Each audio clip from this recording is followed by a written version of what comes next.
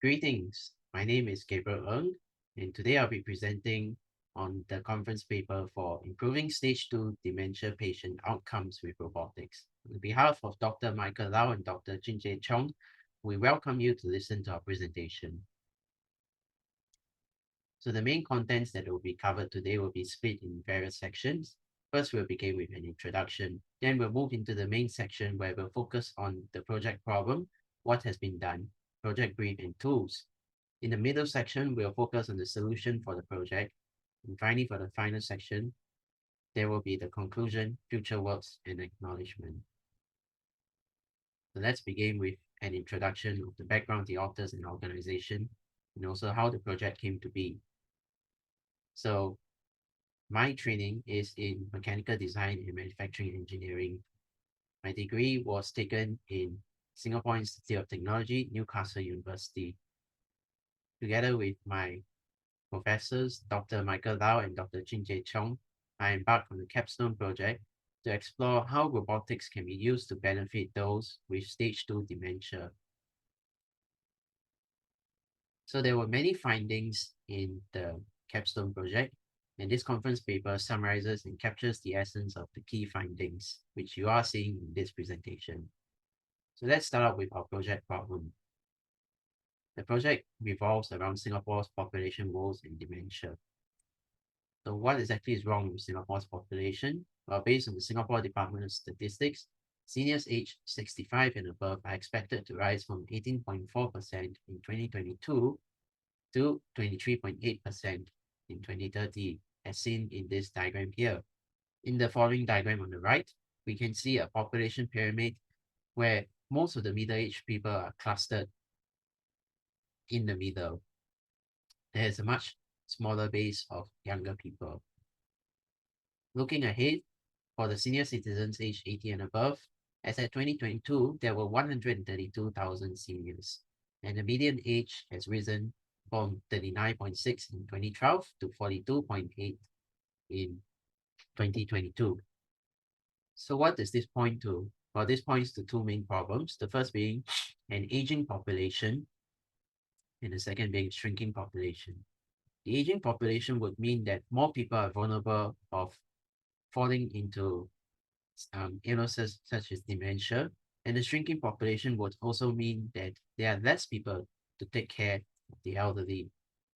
More needs to be done to leverage on technology to deal with the increase in people getting dementia. So what exactly is dementia? Well, dementia can be classified into four main types, but the type that I'll be focusing on will be Alzheimer's, which is characterized by memory decline and the loss of normal daily activity living.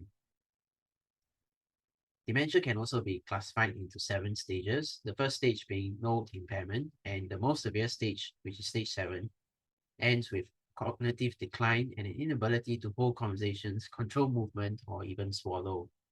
For this project, I will be focusing on mild cognitive decline and mild memory lapses, which is stage 2. So how prevalent is dementia? Well, dementia is more prevalent as people get older.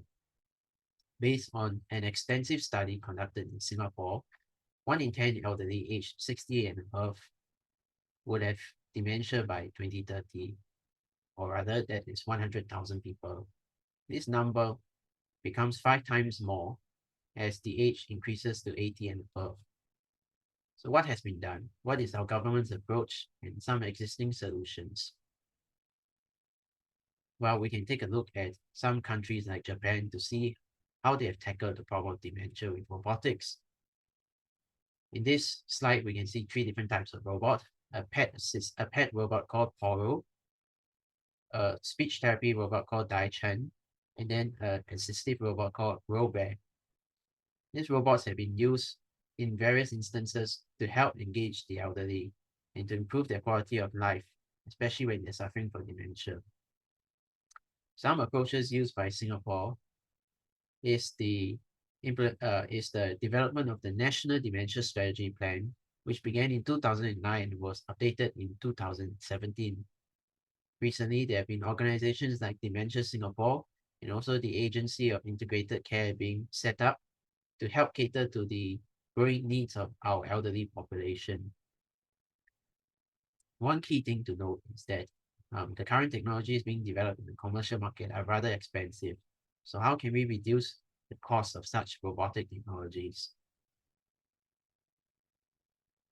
Another thing that we need to take note of is the existing literature also suggests that keeping physical and mental engagement can help delay the onset of dementia. Ideally, we want to avoid psychotropic drugs to manage the dementia-related behavioral symptoms. So in keeping in mind of keeping the costs down, we come and arrive at our project brief and tools.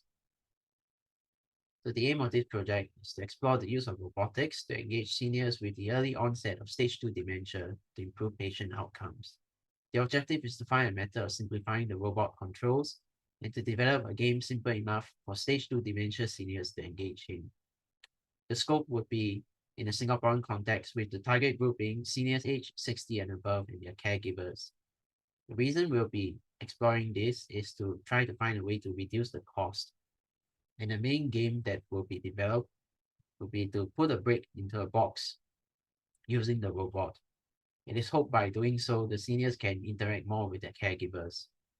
What are some tools available? Well, to program the robot, we need to have a good knowledge of forward and inverse kinematics. And we can make use of software tools such as Robot Operating System, Visual Studio's Code, Jupyter Notebook, and coding languages such as Python and C++, and also Jupyter Code Extension. The main platform being used in this project is the Yaboom Transport Pi robot. It is a tank-like robot and features an arm with a gripper. The main CPU is housed within the Raspberry Pi 4B, and the code is also stored within the single board computer. This robot is powered by a battery, thus it is able to travel some distance without a power source. So what is the solution that has been developed? How did we come about the solution and the game development and testing phase? Well, we start out with using the CDIO methodology, from which I adapted into 4 different stages. The first stage being the initial research, where I find out about the literature review and also what are the current technologies. In stage 2 of familiarization, we choose between 2 control methods to control the robot, one being ROS control and the other being Jupyter control. ROS control is quite difficult to implement due to the difficulty in coding, thus it was not selected in the end. So using Jupyter control, we then go to the specific task programming, where we learn how to program the movement of the arm and to also program the graphical user interface of the game. Finally, we make sure that everything is documented down so that others can start up from where I've left off, and also for me to keep track of progress. So when choosing a solution, we need to consider the inputs and the outputs, and also the connection method and software. It is worth taking note that not everything can be connected together in every permutation. Only certain permutations work. For this project, I'll be focusing on using a mouse as the input, and the connection method will be using the secure shell protocol for Jupyter Lab. The software running everything would be Microsoft Visual Studio's code, and the outcome would be to control the arm motion and the arm gripper. So starting out with ROS, which didn't work out, we have a 3D environment where we can see the robot as a virtual twin, and then we can also program the robot in the virtual space to pick up the brake. However, this is very resource intensive, and sometimes the computer would just crash. So I did not develop this method further. However, from this exercise, I did learn to develop the 3 poses, which is the neutral pose, the arm extend pose, and then the arm overhead pose. The idea is to have the brake in front of you, to then grip the brake, pick it up, and then go back to pose 1. This will then complete 1 cycle in the game, and the elderly can score 1 point if they successfully complete this task and pick the brake of the right color. So in order to develop the game, Visual Studio's code was used to program the graphical user interface and also the motion control. It was chosen because it interfaces well with Jupyter Notebook extension, And the interface has a very clear layout as seen in this diagram, which has split it into 4 different segments. To connect the robot to the laptop PC, a dual router setup was implemented where the internet connection is shared between the home router and a dedicated router. Using this setup, I'm able to allow my PC to talk to the virtual machine, and then the virtual machine can talk to the robot. In the event that I do need to reset the robot and the network, I will not affect other users on the home network. This model can also be applied to a corporate network. So the overall solution is to develop a game, and this game has 4 different sections. The first section being initialization, and the second section is to go through the different poses to make sure the the arm movement is working properly. The third section is the part where the elderly can play through the game and they also see the graphical user interface. And finally, for the fourth section, we'll shut down the robot once the game is no longer required. So there are 6 different poses of the robot. Using pulse width modulation, we can create different poses in the robot, which starts at pose 1 opening, pose 2, pose 3. The key difference is that for each pose, it can only be either open or closed. You cannot program one pose to open and close at the same time. They have to be programmed separately. So with this, the graphical user interface was developed with 5 main features. The first feature is to generate the random color as seen in box A. And the second feature is a safety switch, where the game would not activate until the switch is pressed. The third feature is a diagram that prompts the user to allow them to visualize how the robot arm would look like in its final pose. And finally, the fourth feature would be to control the different poses using the buttons here, either to open and close or to go into different pose positions such as pose 1 to 3. And finally, we have the score counter where when the user successfully completes the task, a score of +1 will be added. So how will you go about playing the game? Well, first, the caregiver would need to initialize the game. They'll press the play button and a serial connection will be established. Following which, we can go into the second stage where we go to the automatic pose demo. As seen in the diagram here, the robot will go through different poses and also go through the different gripper motions. And now we have the graphical user interface. How does everything here work? Well, the idea is the caregiver would prompt the elderly to play this game, and then the elderly will press the surprise button. Upon pressing the surprise button, the color will change. In this case, it changed from green to blue. This is a random color between red, green, and blue.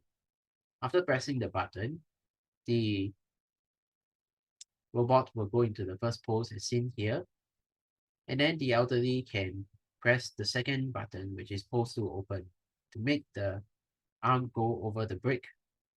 In the third position, the elderly would press the button pose to close to grip the brick. Moving ahead, the elderly would press pose 3 close to lift the brick overhead, and then the elderly will put a box underneath the brick. And finally, when the box is in the correct position, the elderly will press pose 3 open, and then uh, the robot can go back to pose 1, and a new color can be generated as seen in this diagram here. When everything is completed, a score of +1 can also be added. So this is a brief recap of the 7 different poses in the game. Starting out from pose 1 down here, where the robot is over the brick, and ending off with possibly a different color generated, such as red, and the user putting a different color of brick, such as a red brick down here. So one of the key features is developing the semi-autonomous game mode. This can be seen in the syntax here, which defines the different arm poses and also defines the response of the buttons. Uh, in order for the buttons to work, it first needs to call upon a main loop and then goes into a sub loop after that. Now, there is also the styling, which is handled by this code. This helps generate things like the surprise button as seen in this diagram here. And finally, we have the shutdown portion where we uh, initiate the shutdown. So during the shutdown sequence, the robot will cycle through different motions as seen in this illustration here. The arm will move back to its neutral position, and then finally the lights will flash a few times in different colors, and a beep sound will be heard before the serial connection is terminated. So a demo of this solution can be found on YouTube, where the robot is working and the results are repeatable. This diagram here explains the layout that was used to test the robot and to document it. So what is the conclusion from this project? Overall, the project is viable because the results are repeatable. The game functions all work as intended, and there is a framework existing, even though the whole project is very open-ended. It is hoped by this project, the seniors' minds can be stimulated and they can play a game that is complex enough to keep them engaged, but not too complex, which is something like chess. So overall, the aim also has been fulfilled. We have explored the use of robotics to engage seniors with the early onset of stage 2 dementia, and the objectives have been fulfilled. The method of simplifying the robot's control have been to turn the joystick control into a mouse control. We started with 16 buttons and now we end off with 3 buttons. And finally, a game that has been simple enough has been developed. So what are some future works and areas for improvement? Well, firstly, this could be used in elderly care or care facility as a form of entertainment. But more needs to be done in making the graphical user interface more appealing with Python code. It could also be additional game features to be added later on. Also, to gauge the efficacy of the overall project, randomized controlled trials can be conducted to see if there's a increase in engagement between the senior citizens and their caregivers, and also whether they perform better in cognitive tasks. So with that, I would like to acknowledge the following people in this slide. And I would also like to thank my guests for listening to our presentation. If you like, you can contact us. Thank you very much for listening. Have a nice day.